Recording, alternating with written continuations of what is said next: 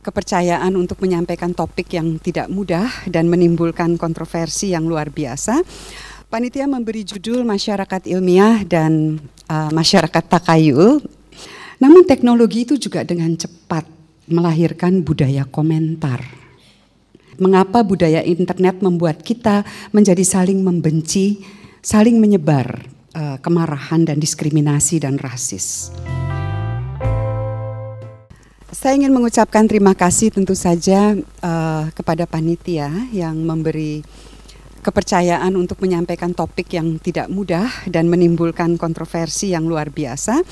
Panitia memberi judul Masyarakat Ilmiah dan Masyarakat Takayul, tetapi saya nanti akan sedikit lebih menyederhanakan dan saya memilih topik berpikir masuk akal. Itu saja. Jadi karena yang kita hadapi banyak hal yang tidak masuk akal di negara ini. Saya akan mulai dengan peristiwa yang menarik.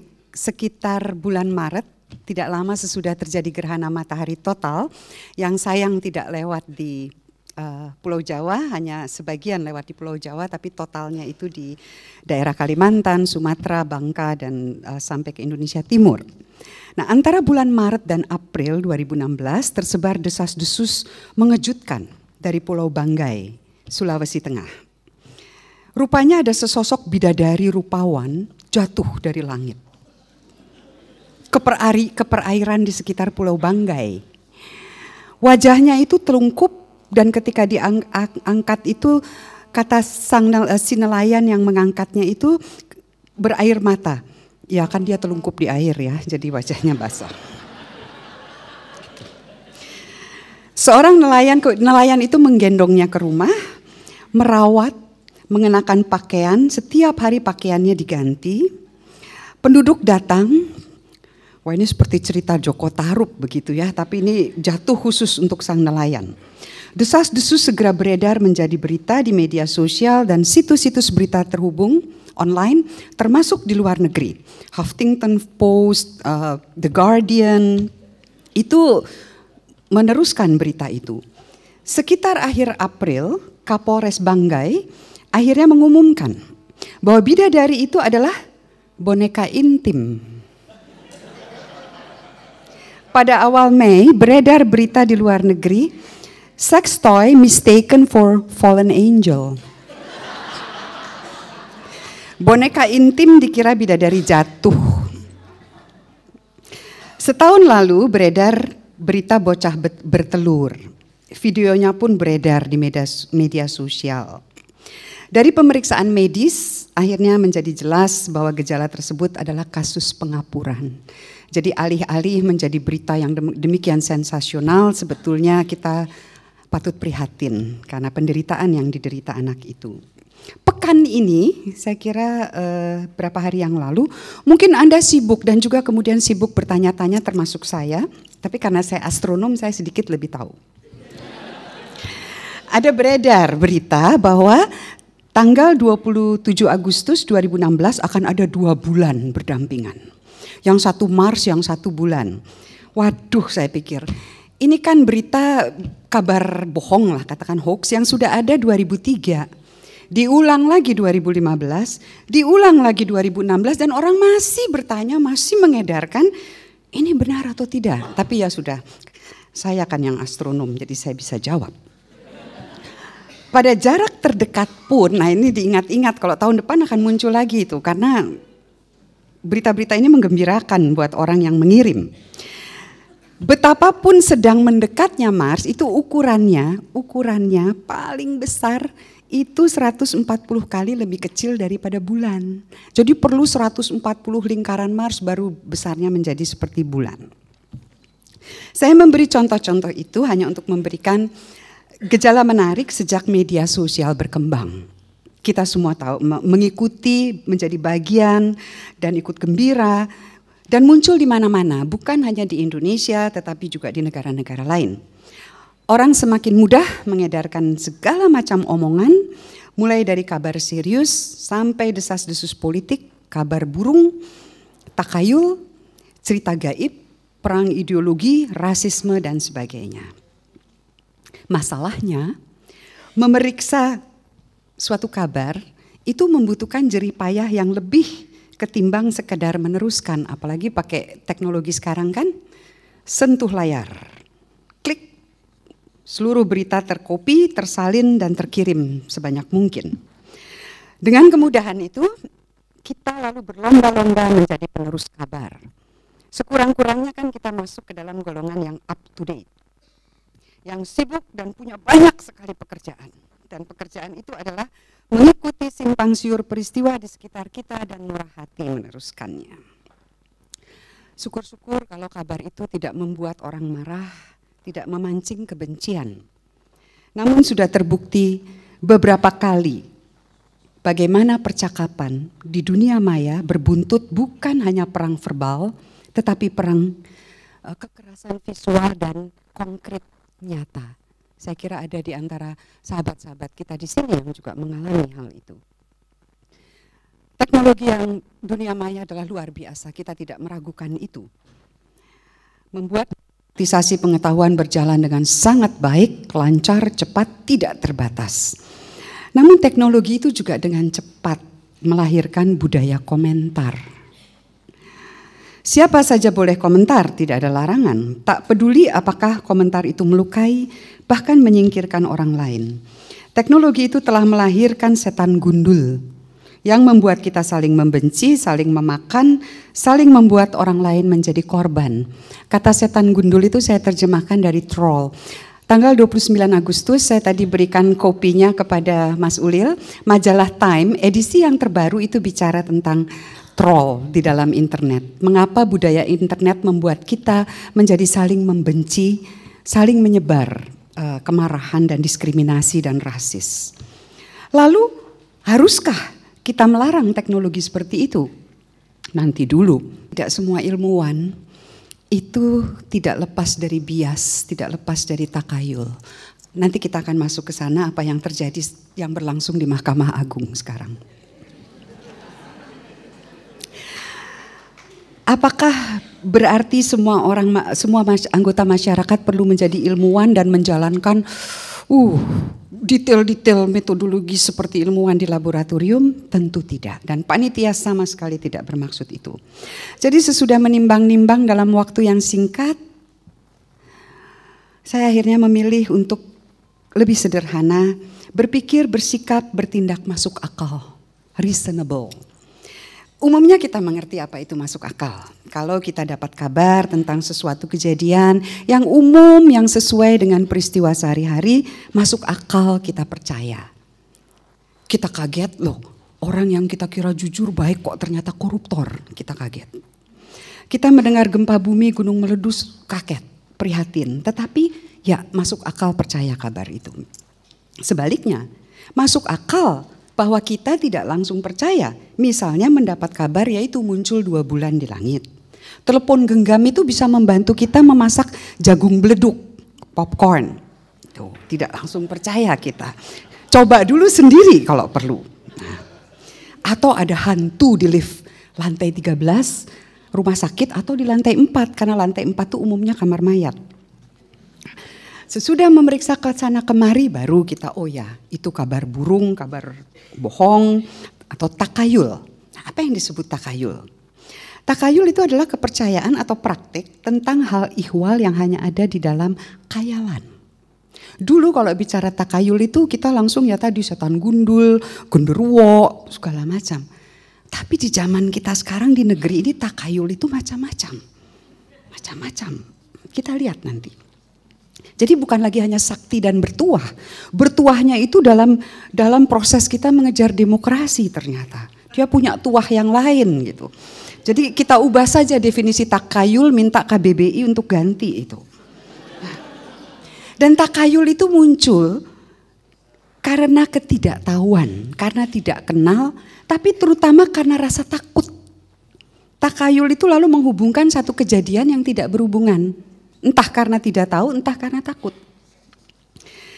Ilmu pengetahuan adalah salah satu cara untuk mengetahui. Saya sebut salah satu cara berarti dia tidak mengetahui segala-galanya. Memang tidak bisa dan bukan itu tujuannya. Ada realitas yang tidak bisa dijangkau oleh ilmu. Takayul itu lalu menghubungkan satu kejadian yang tidak berhubungan. Entah karena tidak tahu, entah karena takut. Pengetahuan ilmiah tidak selalu benar. Sejarah sains penuh dengan kuburan, teori-teori yang indah, mempesona secara matematik, membuat takjub akal budi. Tetapi gugur ketika diuji dalam kesesuaiannya dengan realitas. Karena itu kebenaran ilmiah selalu bersifat sementara. Jadi jangan percaya kalau ada ilmuwan mau mengatakan saya punya pengetahuan dan pengetahuan ini benar, mutlak. Lugasnya kebenaran ilmiah tidak bisa dikatakan kebenaran mutlak dan selalu sementara. Dan takayul itu muncul karena ketidaktahuan, karena tidak kenal, tapi terutama karena rasa takut. Takayul itu lalu menghubungkan satu kejadian yang tidak berhubungan. Entah karena tidak tahu, entah karena takut. Ilmu pengetahuan adalah salah satu cara untuk mengetahui. Saya sebut salah satu cara berarti dia tidak mengetahui segala-galanya. Memang tidak bisa dan bukan itu tujuannya. Ada realitas yang tidak bisa dijangkau oleh ilmu. Apa yang ingin diketahui oleh ilmu? Realitas di sekitar manusia dalam cakupan ruang dan waktu, baik yang konkret maupun abstrak. Ini konkret, Anda semua konkret. Tapi di dalam kepala Anda ada yang abstrak, yaitu pikiran, imajinasi, hayalan. Nah, perlu dicatat bahwa dalam realitas itu juga ada ideologi yang mau diketahui oleh ilmu. Jadi ilmu itu cara berpikir sistematis dan bertopang ke pernyataan-pernyataan yang bisa diuji. Diuji oleh siapa? Diuji oleh setiap orang yang mau belajar metodenya. Jadi ada komunitas yang menguji. Karena metodenya jelas, semua orang, kita ambil contoh, kalau masak air tidak setengah jalan, sampai kemudian kalau di SD itu, apa gejala air mendidih? Gejala air mendidih adalah gelembung-gelembung air yang ditaruh di panci dan dijerang di atas api itu perlahan-lahan dan naik ke permukaan lalu pecah di permukaan. Itu tandanya air bergolak dan mendidih. Semua bisa mencoba dan kita tahu kalau belum mendidih, belum 100 derajat jangan diminum karena ada bakteri yang belum mati. Dari contoh di atas tampak bahwa ciri pengetahuan ilmiah itu bukan hanya diuji coba sehingga nanti kita bicarakan, itu dia bisa dikatakan objektif. Tetapi juga mengandaikan ada orang-orang lain yang menguji hal yang sama. Nah, ini ada cerita menarik tentang Galileo. Galileo Galilei, saya kira Anda semua pernah dengar namanya, seorang ahli fisika dan astronomi yang pertama kali mengarahkan teropongnya ke langit lalu menemukan bahwa bulan itu tidak licin, mengkilap seperti andaian sebagai benda-benda ilahiyah. Lalu ternyata matahari juga punya noktah-noktah hitam yang bergerak dan terutama planet Jupiter punya bulan. Itu semua tidak dipercayai oleh filsuf alam zaman itu. Galileo cerdik sekali. Ayo kemari. Mari ikut mengamati saya. Lalu mereka mengamat bersama saya pakai teropong. Galileo bilang, mereka bilang, itu kan semua ilusi dari lensa teropongmu saja, itu tidak benar. Tidak, mari kemari lihat. Dia cerdiknya apa? Teropongnya itu dia arahkan dulu ke bangunan sekitar. Ada gunung, ada rumah orang, ada lembah, ada botol, dia arahkan ke situ. Anda lihat kan itu? Ya, bendanya ada tidak? Ada, mari. Baru dia arahkan ke benda-benda langit. Jadi tidak ada seorang pun bisa menyanggah. Dia juga memasang kisi-kisi yang bisa dihitung. Intinya adalah bahwa bisa diuji. Orang lain bisa mengatakan bahwa pengetahuan saya salah. Saya bisa saja bikin teori, Anda bisa bikin teori. Tapi kalau tidak bisa diuji, dia dinyatakan gugur. Pengetahuan ilmiah tidak selalu benar. Sejarah sains penuh dengan kuburan, teori-teori yang indah, mempesona secara matematik, membuat takjub akal budi. Tetapi gugur ketika diuji dalam kesesuaiannya dengan realitas. Karena itu kebenaran ilmiah selalu bersifat sementara. Jadi jangan percaya kalau ada ilmuwan mau mengatakan saya punya pengetahuan dan pengetahuan ini benar, mutlak. Lalu dibawa ke Mahkamah Konstitusi untuk jadi dukungan. Nggak bisa itu. Jangan percaya itu.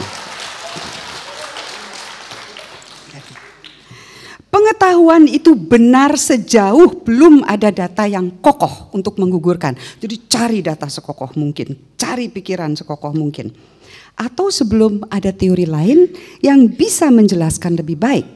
Lugasnya kebenaran ilmiah tidak bisa dikatakan kebenaran mutlak dan selalu sementara. Apa ciri mendasarnya? Tadi saya sudah sebut sebagian. Kita tidak perlu membahas yang seperti ilmuwan di laboratorium, kita ingat saja cerita guru ketika kita masih SD.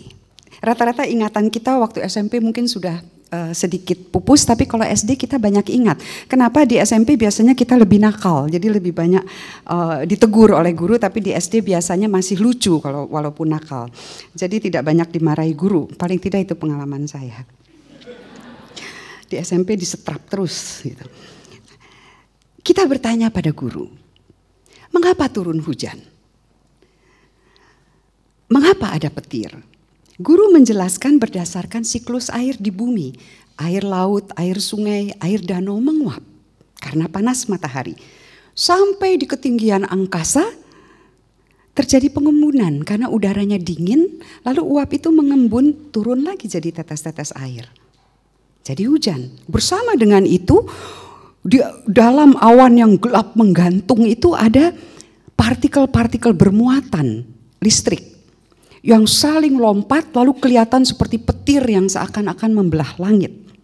Yang dulu disebut Zeus atau dewa petir dan sebagainya. Penjelasan guru ini adalah sesuatu yang sangat khas dalam ilmu pengetahuan. Mendapatkan pengetahuan yang objektif. Apa artinya? Sejarahnya menarik. Terkait dengan sekularisasi. Kata yang sering kita bicarakan, sering dikritik, sering diprotes, tapi sering juga keliru. Tidak tahu persisnya apa, tapi ditolak begitu. Nah, sekularisasi itu adalah upaya untuk menjelaskan gejala yang terjadi di dunia ini dengan penyebab yang ada di dunia. Kita tidak mencampur adukan dengan perkara surga. Sehingga kita tidak gampangan menyalahkan Tuhan sebagai penyebab tanah longsor dan banjir gara-gara salah kelola. Sebelum ada sekularisasi itu gampang sekali. Itu karena Tuhan murka, itu karena Tuhan marah. Lah salah kelola lingkungan kok Tuhan gitu. Nah jadi sekularisasi itu adalah mencari penyebab gejala secara objektif di luar diri kita dengan mengamati dunia. Maka ketika Galileo ditegur oleh pihak gereja Katolik dan bahkan lalu kena sanksi karena kegigihannya mempertahankan teori bahwa bumi mengelilingi matahari, bukan matahari yang mengelilingi bumi, Galileo mengutip kalimat ada seorang uskup yang dikutip oleh Galileo. Ya boleh saya ditegur, tapi uskup itu juga bilang kok, the Holy Book teaches us how to go to heaven, not how heaven goes. Kitab suci mengajarkan bagaimana kita naik ke langit, bukan bagaimana langit bekerja. Itu kata Galileo. Itu sekularisasi. Akarnya mulai dari abad ke-13-14, tapi memuncak dengan perkembangan sains. Nah, pertanyaan sains jelas terbagi dalam beberapa tahap. Jadi pertanyaannya mengapa terjadi sesuatu? Bagaimana kita mengetahui itu? Maka penjelasan dicari dengan peristiwa-peristiwa di dunia, dalam ruang waktu, dalam konteks peristiwa itu dan hubungannya dengan peristiwa-peristiwa sekitar dan sebelumnya, dan dalam kesejarahan alam dan kesejarahan manusia dan pengetahuannya. Kita tidak menjelaskan berdasarkan penjelasan pemahaman ilmiah akal sehat ini, kita tidak menjelaskan gempa bumi di Yogyakarta tahun 2006 dengan sebab Ratu Kidul ngamuk. Karena mereka yang berpihak pada rancangan undang-undang anti pornografi semakin ganas. Dan Ratu Kidul nggak boleh pakai kemben lagi. Maka Ratu Kidul ngamuk. Jogja pun digoncang. Nah itu kata seorang paranormal, saya tidak mengarang, buka Detikcom tanggal 2 Juni tahun 2006. Bisa dugalah siapa itu.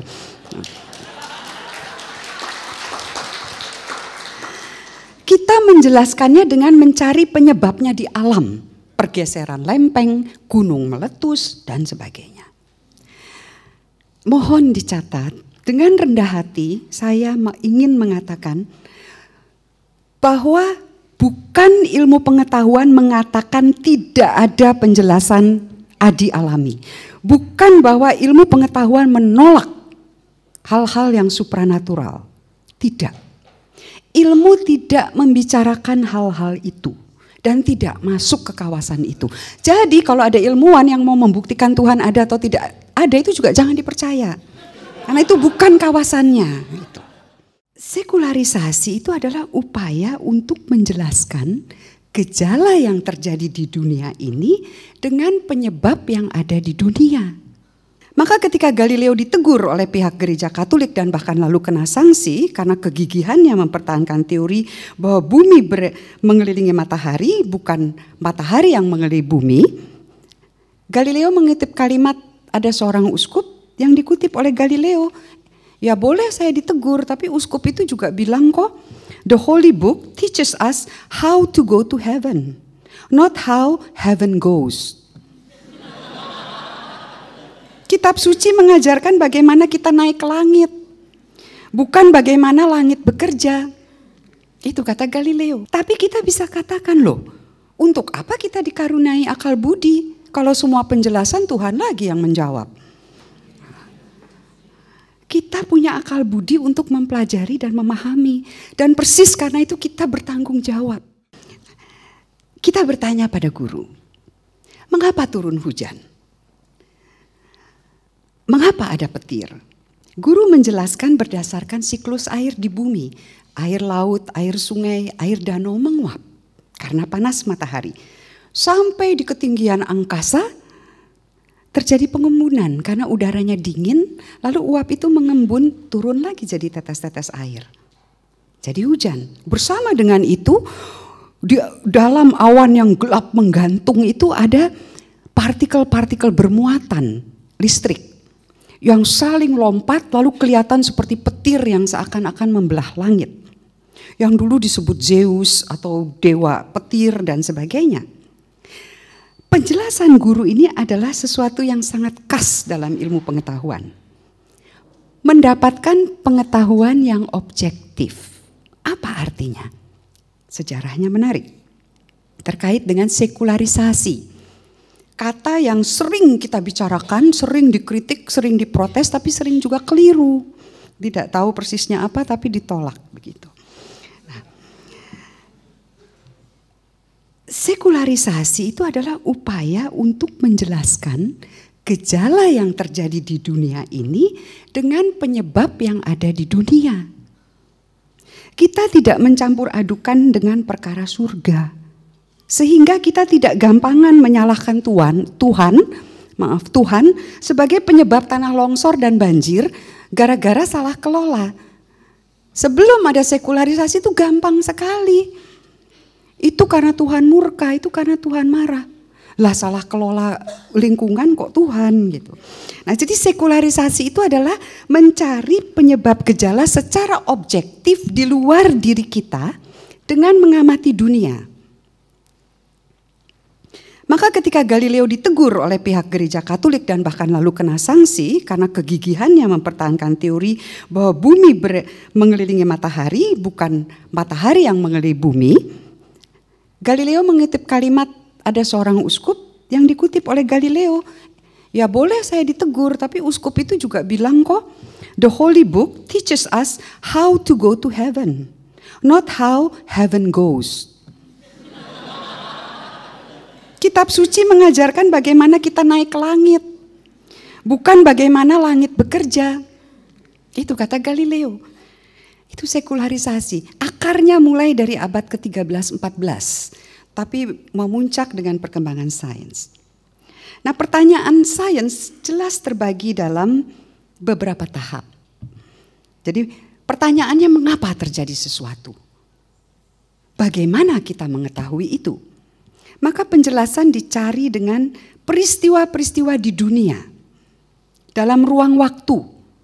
Dalam konteks peristiwa itu dan hubungannya dengan peristiwa-peristiwa sekitar dan sebelumnya. Dan dalam kesejarahan alam dan kesejarahan manusia dan pengetahuannya.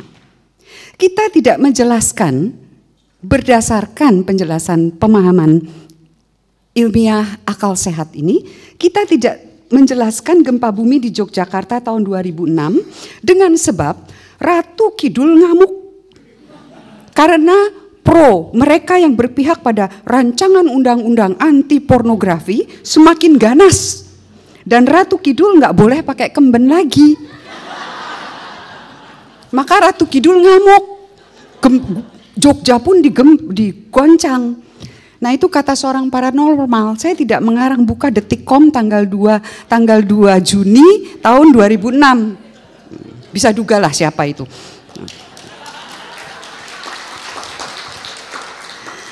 Kita menjelaskannya dengan mencari penyebabnya di alam, pergeseran lempeng, gunung meletus, dan sebagainya. Mohon dicatat, dengan rendah hati saya ingin mengatakan bahwa bukan ilmu pengetahuan mengatakan tidak ada penjelasan adi alami. Bukan bahwa ilmu pengetahuan menolak hal-hal yang supranatural. Tidak.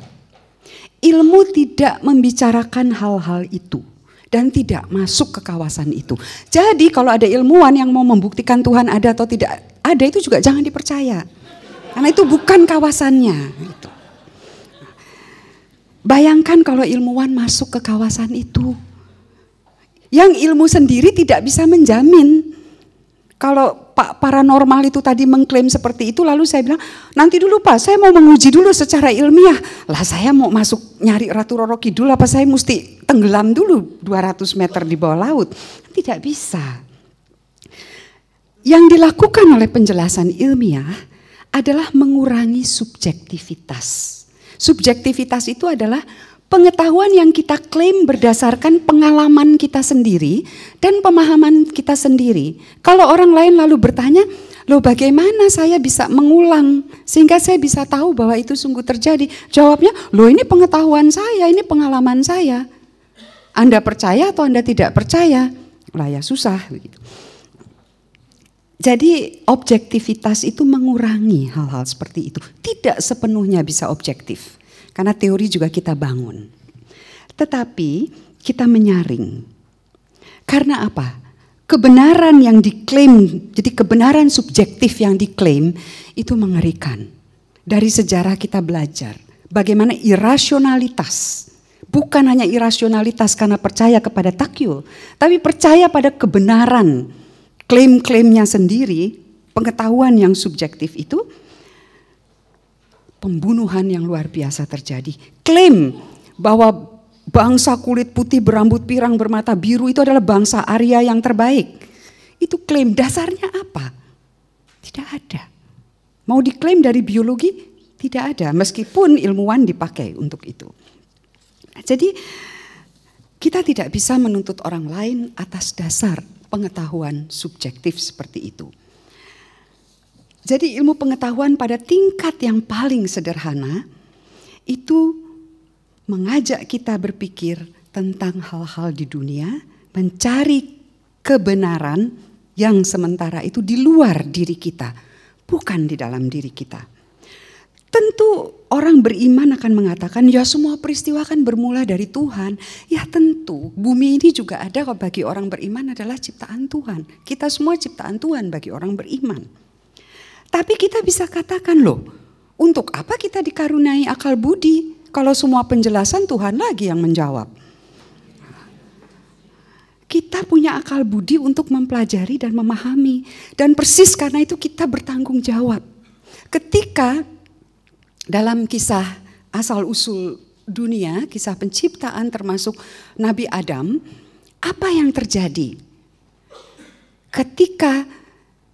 Karena keberdosaannya bersama dengan Siti Hawa lalu diusir. Ini ceritanya variasinya berbeda-beda tapi intinya seperti itu. Itu adalah untuk pertama kali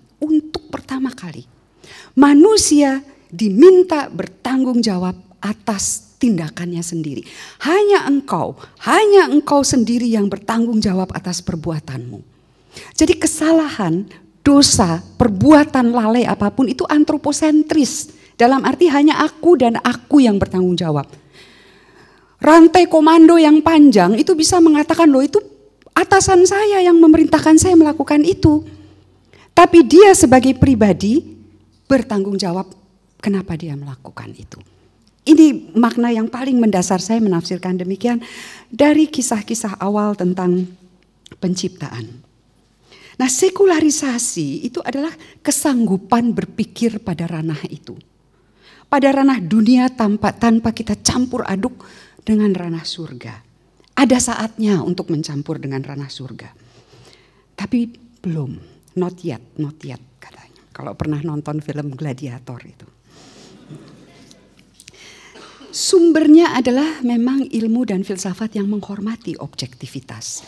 Bukan karena mau mengklaim kebenaran, tapi karena mau mengakui tanggung jawab dan menghindar dari tafsiran pribadi. Tanpa kesanggupan itu terlalu banyak omongan takayul dan terlalu banyak agama. Negara ini kalau kata salah seorang dosen senior saya, Prof. Magnis, overload dengan agama. Ya tentu kita semua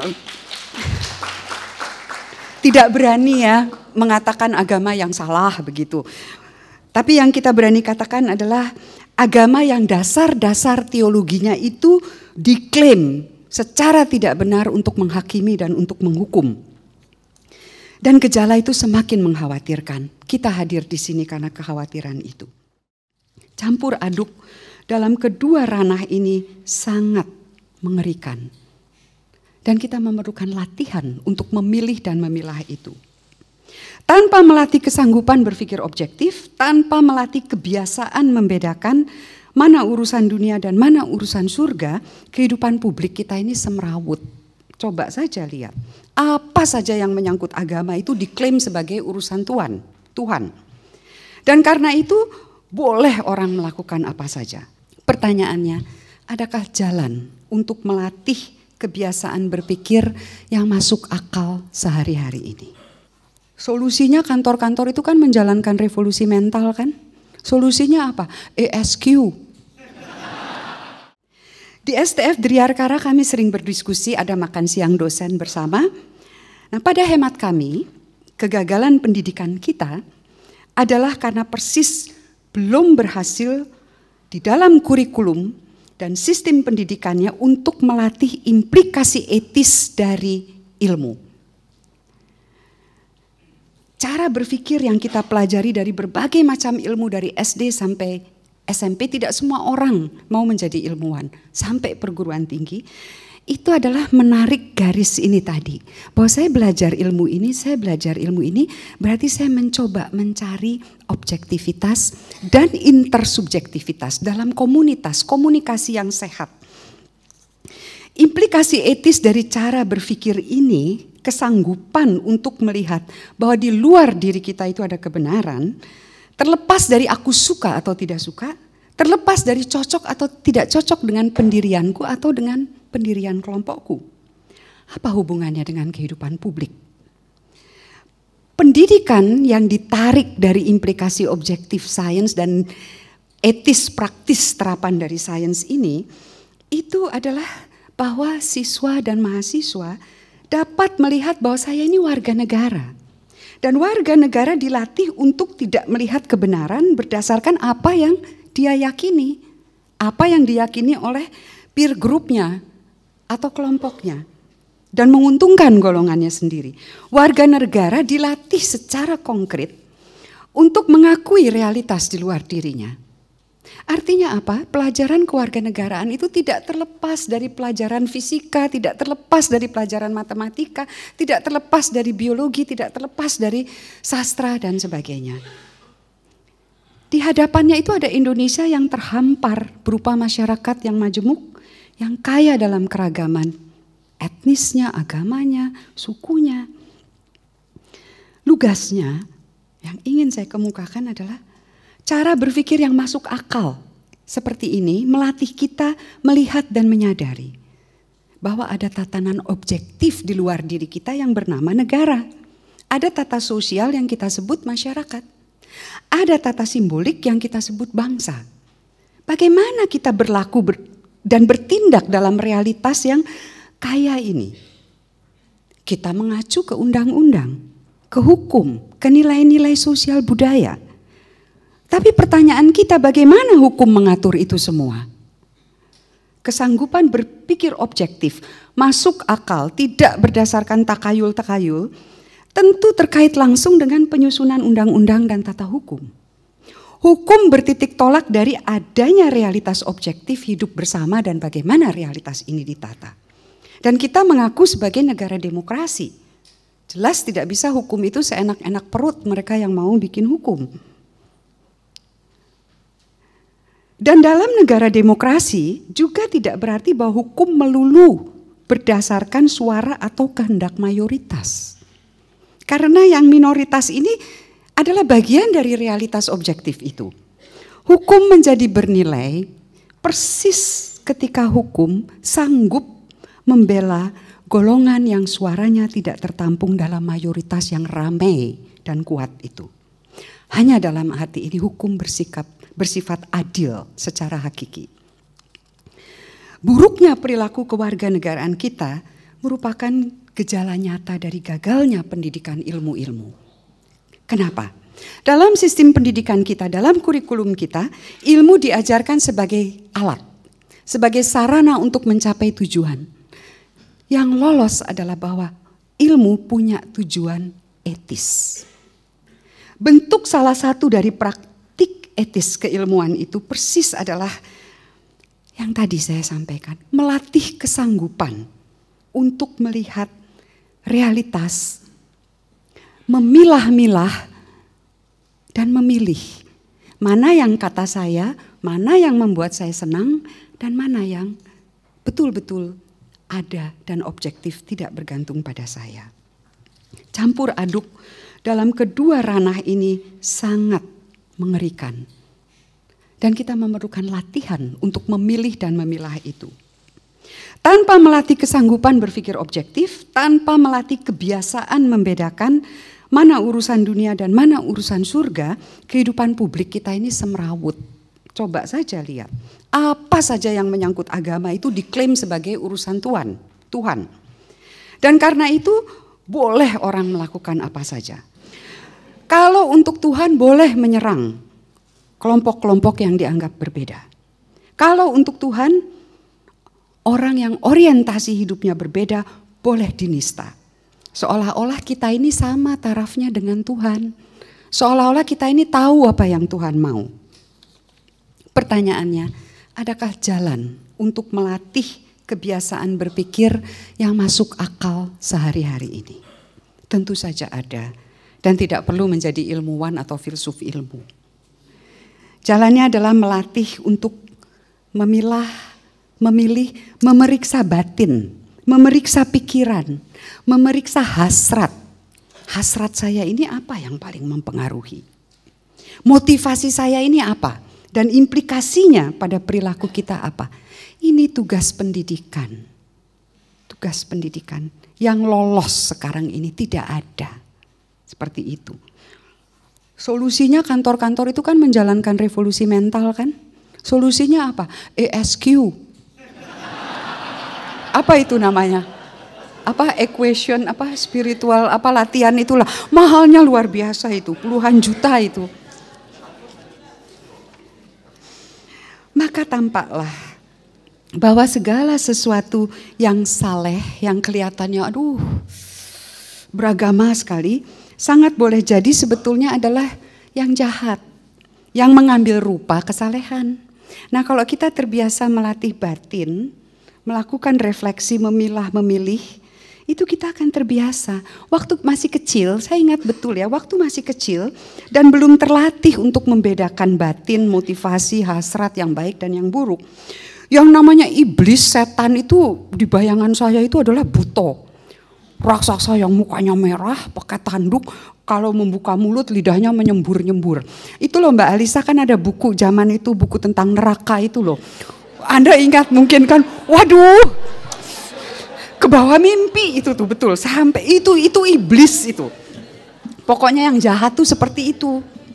Tapi setelah saya belajar filsafat, sains belum mengajarkan saya ini. Setelah saya belajar filsafat, saya tuh mulai ngerti, oh rupanya iblis itu sekarang yang jahat tuh tampil sebagai yang baik, yang buruk, yang korupsi, yang tidak korupsi, yang tidak menipu, yang menipu. Jadi soal baik buruk itu sudah lebih canggih lah dikit gitu. Nah tapi setelah sampai tingkat tertentu, saya juga belum sampai, tapi banyaklah orang yang sudah sampai. Bagi orang yang sungguh terlatih batinnya, cara berpikirnya, hasratnya, spiritualitasnya terlatih, dia dengan tajam dan jeli itu bisa mengenali bahwa iblis itu cerdik, yang jahat itu cerdik. Dia menampilkan diri ibarat malaikat yang saleh. Jadi orang beragama dan beriman itu cerdik-cerdiklah membedakan.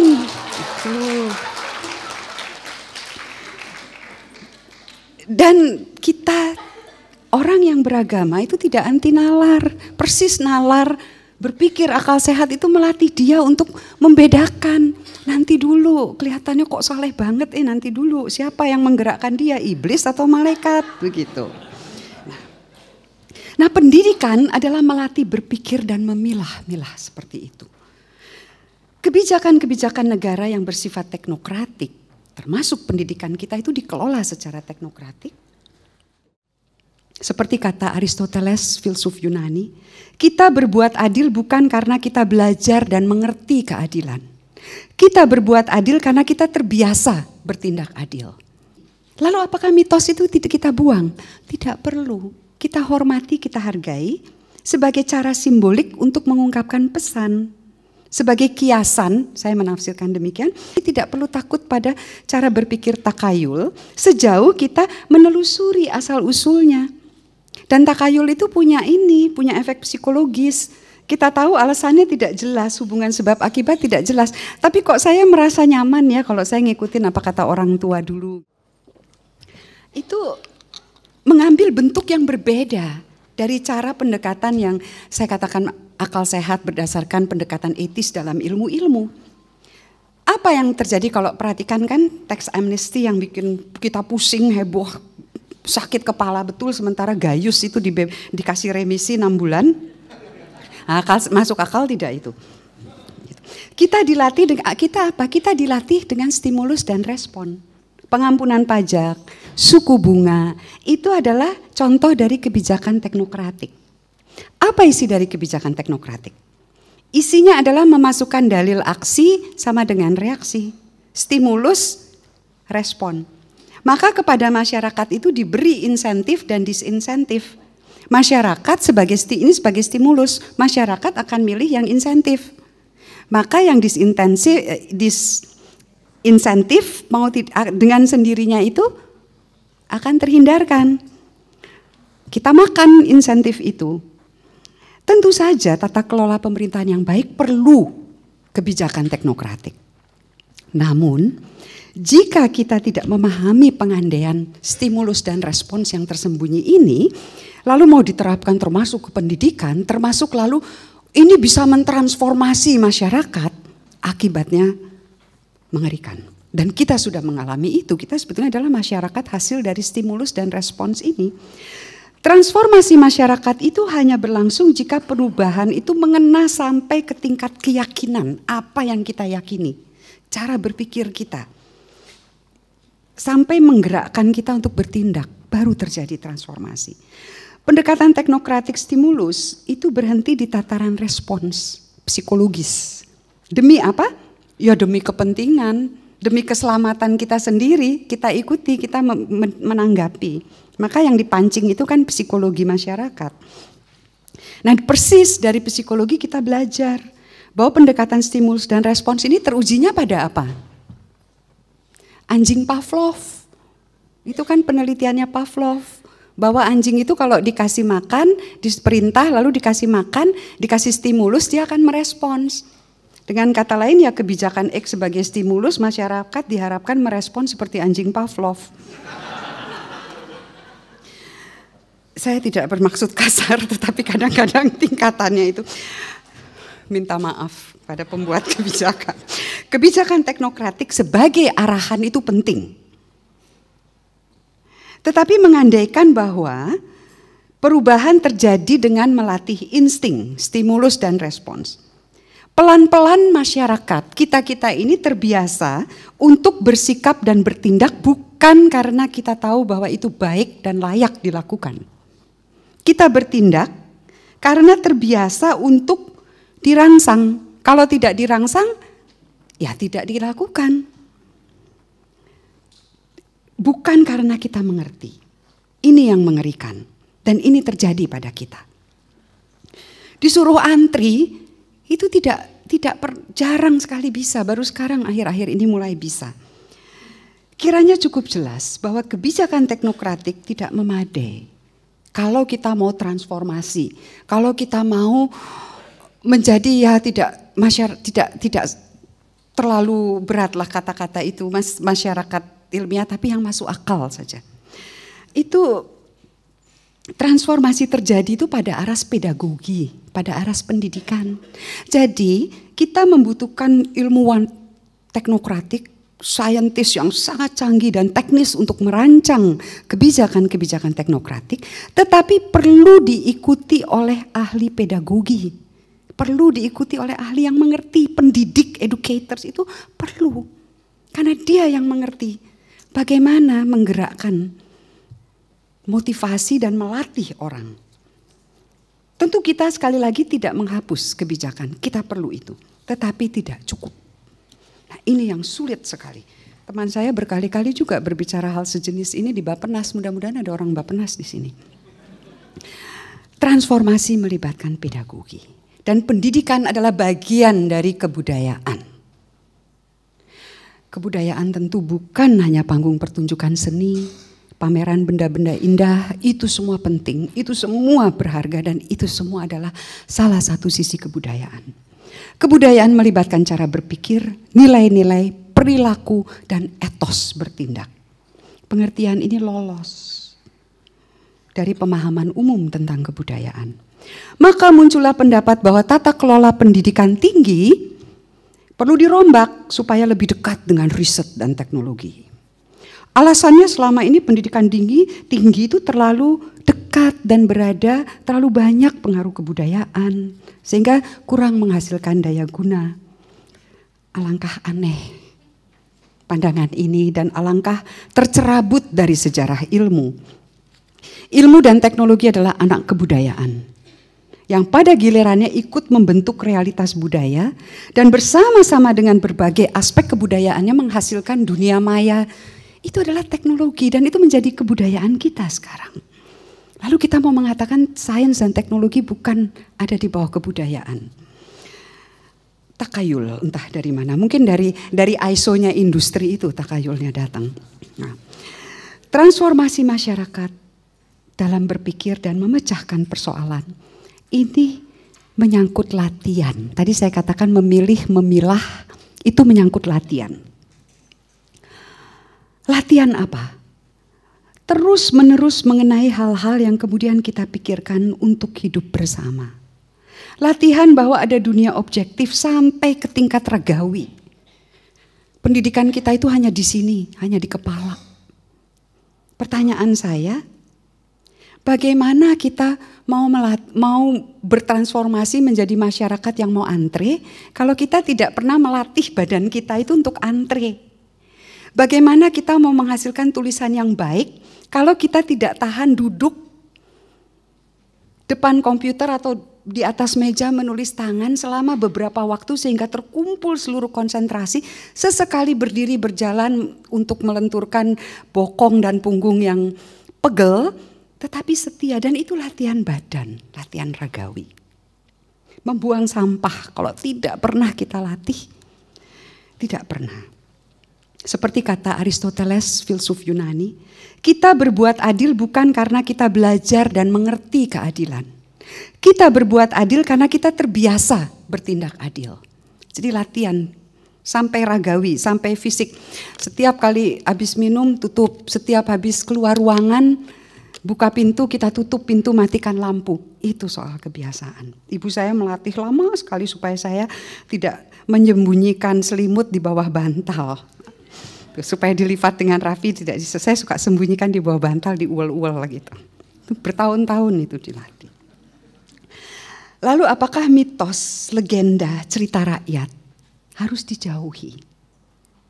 Tidak. Semua itu adalah kekayaan budaya yang luar biasa, bukan hanya indah tetapi punya nilai etis. Saya ambil contoh gerhana matahari. Tahun 83, mungkin ada yang belum lahir ya tahun 83 di sini. Itu Anda yang ingat, ada gerhana matahari total tapi kita tidak boleh mengamati. Perempuan hamil itu disuruh ngumpet di kolong tempat tidur karena ceritanya itu kala rahu. Betara Kala itu akan menerkam perempuan hamil karena dia sedang mengajar Betara Chandra. Setelah ada astronomi, kita belajar. Oh bukan itu peristiwa alam, peredaran bumi, bulan, matahari. Dan kita mengerti. Lalu apakah mitos itu tidak kita buang? Tidak perlu, kita hormati, kita hargai. Sebagai cara simbolik untuk mengungkapkan pesan. Sebagai kiasan, saya menafsirkan demikian, setelah membaca-baca, bagi sifat rakus dan jahat. Kita punya kekayaan mitos seperti itu. Jadi tidak perlu takut pada cara berpikir takayul, sejauh kita menelusuri asal-usulnya. Dan takayul itu punya efek psikologis. Kita tahu alasannya tidak jelas, hubungan sebab akibat tidak jelas. Tapi kok saya merasa nyaman ya kalau saya ngikutin apa kata orang tua dulu gitu. Jangan nyapu malam-malam. Ya nanti nanti akan menerima bencana. Jangan makan di pinggir meja karena nanti rumah tangganya berantakan. Ya terang aja kalau makan di pinggir meja kesenggol sedikit piring jatuh ya mungkin suami atau istri kita marah kan. Itu. Jadi ditelusuri karena takyul itu muncul yang dalam bentuk tradisional itu karena belum menemukan hubungan sebab akibat dan juga untuk menakut-nakuti. Itu. Pakar ilmuwan setingkat guru besar pun belum tentu objektif. Dia bisa kena bias, bisa kena pengaruh ideologi, pengaruh agama, pengaruh moral, pengaruh kepentingan partainya atau yang dia dukung gitu. Jadi sang pakar pun tidak lagi bicara isi kepakarannya. Menghina orang karena kecenderungan seksualnya berarti menghina dia yang menciptakan kecenderungan itu. Wartawan berada di garda paling depan dari penyebaran informasi. Dan informasi bukan pengetahuan, tapi informasi adalah dasar untuk membentuk pengetahuan dan memperluas pemahaman kita tentang realitas. Cara berpikir tidak lepas dari kebertubuhan kita. Dari latihan, kita ini tinggal di mana, apa yang setiap hari kita sentuh, apa yang setiap hari memberi kita makan. Padahal pendidikan itu semakin mengembangkan kejijian terhadap tubuh. Tanpa latihan ragawi, kita pelan-pelan sedang membangun republik slogan, republik komentar.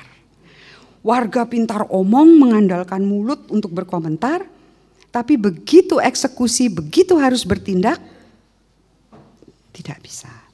Setiap rejim politik, rejim sosial, rejim budaya, dan rejim keagamaan yang mau menekan hakikat realitas ini, cepat atau lambat, yang mau menjadikan Indonesia sebagai yang monolitik, cepat atau lambat akan gagal.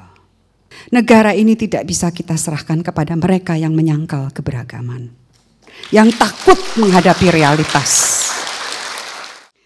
Nah, sekarang apa yang kita perlukan pada hemat saya adalah cara berpikir akal sehat seperti ini. Dan ihwal yang memprihatinkan adalah seringkali demi mendukung kepentingan kelompok, supaya kepentingan itu tampak objektif, tampak ilmiah, dimintalah pendapat para pakar. Pakar ilmuwan setingkat guru besar pun belum tentu objektif. Dia bisa kena bias, bisa kena pengaruh ideologi, pengaruh agama, pengaruh moral, pengaruh kepentingan partainya atau yang dia dukung gitu. Jadi sang pakar pun tidak lagi bicara isi kepakarannya, tapi bicara atas nama kepentingan politik, kepentingan moral dan kepentingan agama. Padahal kalau bicara sebatas ilmu, ya itu kan urusan surga sama urusan dunia nanti dulu, jangan dicampur aduk gitu. Jika hal-hal ini menjadi dasar bagi putusan publik, punya implikasi bagi hidup bersama, amburadul, dan kita sudah merasakan itu. Masa depan kita semrawut. Saya tadi sudah menyebut tentang Mahkamah Konstitusi yang mencampur adukan fakta dengan sikap dan dengan opini tentang fakta, serta kerangka hukumnya. Maka muncullah pendapat dan putusan yang tidak masuk akal. Nah ini bagaimana itu mencermati itu, yang persis bahwa ranah hukum, ranah fakta, ranah opini. Seorang dosen filsafat yang tidak bisa kita ragukan keberagamaannya pernah berkata, menghina orang karena kecenderungan seksualnya berarti menghina dia yang menciptakan kecenderungan itu. Dari segi hukum berarti negara wajib melindungi hak-hak kemanusiaan dan kewarganegaraan mereka yang terpinggirkan dari intoleransi dan kebencian. Karena malam ini adalah malam penyerahan penghargaan bagi para sahabat media yang setia pada semangat keberagaman, baiklah saya menutup kuliah ini dengan sebuah himbauan yang teman-teman sudah paham semua, tapi marilah kita mengingatkan diri kita sendiri. Dalam media ada hukum ekonomi supply and demand. Penyediaan dan permintaan, pertimbangan bisnis tentu saja selalu adalah berdasarkan apa yang paling laku. Melalui hukum itu maka sering kali dikatakan bahwa ya media itu kan hanya menyebarkan apa yang menjadi tuntutan penonton. Namun kita tahu bahwa wartawan bukan hanya alat untuk memuaskan warga. Wartawan melalui medianya adalah trendsetter. Wartawan berada di garda paling depan dari penyebaran informasi. Dan informasi bukan pengetahuan, tapi informasi adalah dasar untuk membentuk pengetahuan dan memperluas pemahaman kita tentang realitas. Maka sebagai trendsetter, wartawan dapat berperan untuk mengubah demand, mengubah tuntutan. Informasi bukan soal selera, suka atau tidak. Hanya saja untuk menjadi trendsetter diperlukan kepekaan yang masuk akal itu tadi, bukan hanya tentang persoalan yang sedang terjadi, tetapi masalah intelektual apa di jantung persoalan itu. Dan ini perlu latihan, perlu latihan. Jadi wartawan bukan sekedar melaporkan kejadian, tapi kalau saya tidak keliru masih dipegangkan yang 5W dan jadi +1 itu. +1K. Who, what, why, when, where, how. Itu masih dipegang. Masih. Jadi berarti wartawan menjelaskan kepentingan dan akibatnya yang berdampak banyak. Nah, dalam menyangkut urusan kebaikan hidup bersama, dalam kasus-kasus tertentu, kepekaan intelektual menyelidiki apa sebenarnya sumber masalah kepahamannya atau ketidakmasukakalannya itu yang perlu dibongkar. Rekan saya itu memberi contoh yang sangat sederhana, rekan sesama dosen di STF, kita ini dulu bangga sekali menyebut diri kita bangsa pelaut. Dan masih ingat nyanyiannya kan? Nenek moyangku, itu kita bangga sekali orang pelaut. Akan tetapi maritim kita kok gagal. Nah, rekan saya ini dengan jenaka lalu berkomentar, andaikan saja ikan itu bisa bicara. Ikan tentu akan bilang, bapak-bapak, ibu-ibu pembuat kebijakan, Indonesia itu bukan pulau-pulau yang dikelilingi laut. Indonesia adalah hamparan laut yang ditaburi pulau-pulau. Artinya apa? Dua kalimat ini mengandung perbedaan semantik yang berbeda. Kepentingan yang mana yang akan kita olah. Jadi makna semantik menentukan cara kita berpikir dan bertindak. Apa maksud dari komentar jenaka itu? Cara berpikir tidak lepas dari kebertubuhan kita. dari latihan. Kita ini tinggal di mana? Apa yang setiap hari kita sentuh, apa yang setiap hari memberi kita makan. Padahal pendidikan itu semakin mengembangkan kejijian terhadap tubuh. Hal-hal yang bersikap ragawi itu bukan hanya disembunyikan, tetapi dipinggirkan, tidak dididik akibatnya.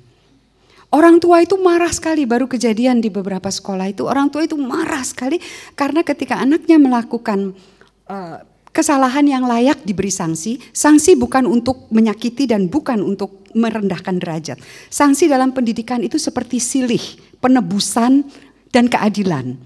Maka si anak ini diberi sanksinya itu ngangkat sampah, lalu olahraga. Orang tua protes, sanksi itu mbok yang mendidik. Yang maksudnya sanksi mendidik itu apa? Mendidik otak. Jadi hasrat dan tubuh itu seakan-akan tidak perlu dididik. Maka hasrat kita menjadi liar. Yang dipikirkan hanya kepentingan sendiri. Korupsi itu tidak peduli, itu adalah hasrat yang tidak pernah dididik. Maka marilah kita bersama-sama mengingat bahwa tubuh adalah bagian kita yang kita hormati, kita latih, kita didik. Supaya tidak liar, mau antri. Tanpa latihan ragawi, kita pelan-pelan sedang membangun republik slogan, republik komentar. Warga pintar omong mengandalkan mulut untuk berkomentar, tapi begitu eksekusi, begitu harus bertindak, tidak bisa. Menyangkut apa yang kita omong seminggu. Mengapa kita harus mendiskusikan itu bisa makan waktu sebulan. Tapi bagaimana seringkali harus segera dilakukan. Tingkatannya berbeda-beda. Pada tingkat kebijakan semua itu harus tercakup. Ada sebuah anekdot sederhana mengenai tadi masyarakat yang berpikir masuk akal untuk mencari kebenaran yang objektif di luar dirinya, untuk mengerti dirinya. Ada anekdot yang saya pernah menyampaikan dalam satu ceramah, tapi saya ulang saja. Dalam perjalanan di Spanyol, Ignatius dari Loyola berdebat keras dengan rekan seperjalanannya. Dan berakhir dengan keduanya berpisah jalan. Sebelum berpisah, orang itu menghina figur yang sangat dihormati oleh Ignatius. Sebagai seorang mantan kesatria, Ignatius merasa harus membela kehormatan figur itu dan membela dengan cara membunuh rekan perjalanannya itu. Tapi mereka sudah berpisah jalan. Lalu dia ragu-ragu. Ketika sudah letih menimbang-nimbang dengan akal budinya, dengan hatinya, dia menyerahkan keputusan kepada keledai yang ditungganginya. Waktu itu Ignatius ada di persimpangan jalan. Maka dia berkata kepada dirinya sendiri, kalau keledai berbelok ke arah yang sama dengan arah perjalanan orang itu, saya akan mengejar dan saya akan bunuh dia. Kalau keledai mengambil arah yang berlawanan, saya akan teruskan perjalanan saya dan saya biarkan dia pergi. Keledai memilih arah yang berlawanan. Apa yang mau ditunjukkan dalam cerita di atas adalah upaya untuk keluar dari diri sendiri. Memang konyol seakan-akan menyelesaikan putusan pada keledai, tapi ini kan metafor. Bahwa kita tidak menatap perut kita sendiri ketika membuat keputusan. Kita mencari sesuatu yang di luar. Kepada para penerima penghargaan yang kita semua belum tahu, kecuali para juri tentu saja, kepada panitia, kepada Sejuk, saya haturkan penghargaan yang setinggi-tingginya atas upaya yang tidak letih, jerih payah, dan kepada Anda semua yang hadir di sini. Tengoklah ke kiri kanan Anda, ada yang pakai batik, baju kotak-kotak, ada yang pakai t-shirt, ada yang dari Jawa, ada yang dari Sunda dan sebagainya. Itulah realitas Indonesia. Realitas yang hakikatnya adalah keberagaman dan kejamakan, banyak dan beragam. Ini adalah hakikat yang tidak bisa disangkal. Mereka yang mencoba menyangkal realitas yang per definisi adalah jamak dan beragam ini, dan bukan hanya karena secara alamiah demikian, tapi karena kebebasan manusia yang merupakan karunia, itu adalah mereka yang takut menghadapi keberagaman ini. Dan karena takut lalu mereka mau menyangkal. Ini adalah lokus sejarah kita. Setiap rejim politik, rejim sosial, rejim budaya, dan rejim keagamaan yang mau menekan hakikat realitas ini, cepat atau lambat, yang mau menjadikan Indonesia sebagai yang monolitik, cepat atau lambat akan gagal. Saya bukan meramal, cuaca kultural kita sedang mengarah ke sana. Dan kita akan membiarkan Indonesia tidak kemana-mana. Maka dengan segala hormat, saya sampaikan, saya persembahkan. Kuliah yang tidak banyak berarti ini bagi perjuangan teman-teman. Dan marilah kita jernihkan pikiran, bangun akal sehat. Kaum fundamentalis dan fanatik yang mau menyangkal hakikat itu tidak kita perkenankan untuk mengambil alih Indonesia. Negara ini tidak bisa kita serahkan kepada mereka yang menyangkal keberagaman, yang takut menghadapi realitas.